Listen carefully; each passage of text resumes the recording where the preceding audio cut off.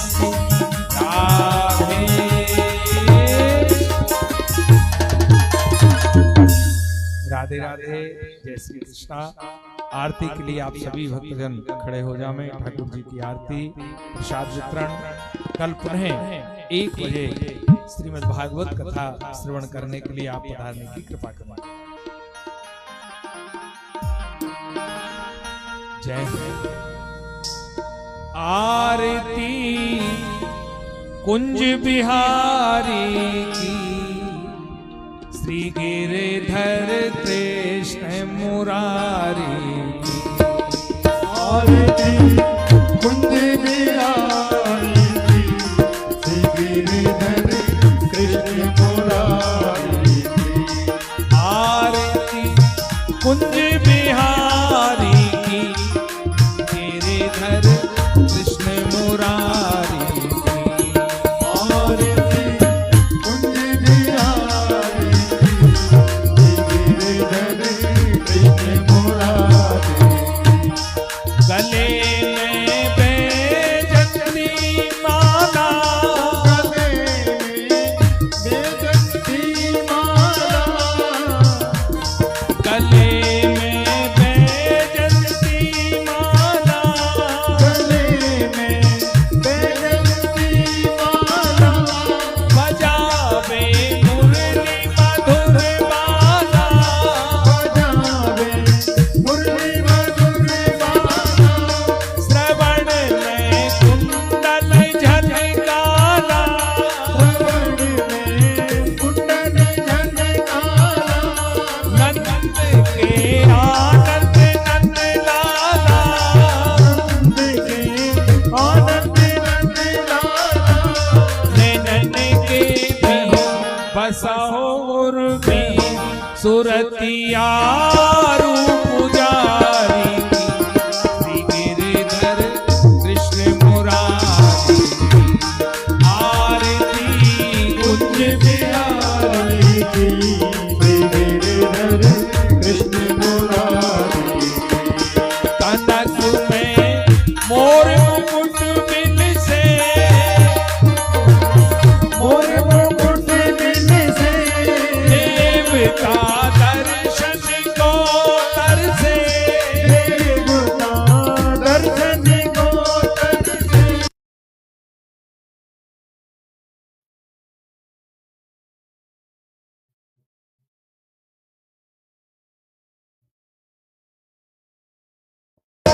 और मेरे संग वालिनी संग लाज रख को, श्री गिरिधर कृष्ण मुरारी। आरती कुंज बिहारी की, श्री गिरिधर कृष्ण मुरारी की। जहाँ ते प्रगट भई गंगा, जहाँ से प्रगट भई गंगा, कलश कलिहरिणी श्री गंगा, कलश हरिणी श्री गंगा, हरी सिद्ध सी जटा के भी, हरे अज की चरण छवि श्री बनवारी, श्री गिरिधर कृष्ण मुरारी। आरती कुंज बिहारी की, श्री गिरिधर कृष्ण मुरारी की। चमकती उज्ज्वल तट रेणु, चमकती उज्ज्वल तट रेणु, जहूं दिश गोप गाल दे, गोपाल देव, बाज रही यमुना तट वेणु,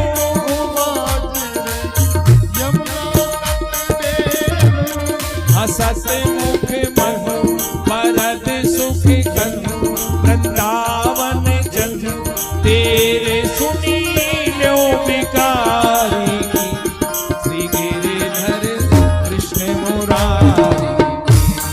आरती कुंज बिहारी की, श्री गिरिधर कृष्ण मुरारी की। कर्पूर गौरम करुणावतार